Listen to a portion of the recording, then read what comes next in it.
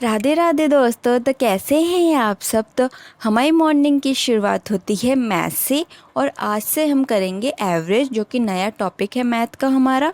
तो एक और इम्पॉर्टेंट बात बतानी थी आपको, रेशियो और प्रोपोर्शन करने के बाद एजेस और पार्टनरशिप, ये दो टॉपिक कंप्लीट करने होते हैं उसके रेशियो और प्रोपोर्शन करने के बाद, लेकिन मैंने स्किप कर दिया।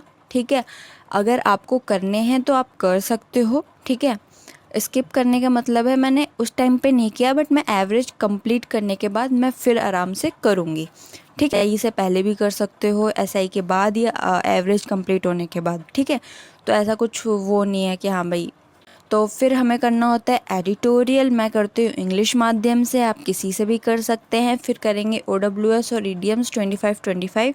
मैं करती हूँ ब्लैक बुक से। ठीक है, आप कहीं से भी कर सकते हैं। अगर आपके पास ब्लैक बुक नहीं है तो आप देसी पढ़ाकू करके चैनल है, उन्होंने वहाँ पे बहुत अच्छे तरीके से पढ़ाया हुआ है, ट्रिक्स के साथ कराया हुआ है, तो आप वहाँ से ही पढ़ सकते हैं। और एकदम बेसिक करके एक चैनल है, तो आप वहाँ से ही पढ़ सकते हैं। दोनों में से आप देख लेना, आपको जो समझ में, जहाँ से समझ में आ जाए। ठीक है, फिर इसके बाद हम करेंगे फिज़िक्स। फिज़िक्स में हम करेंगे इलेक्ट्रिसिटी।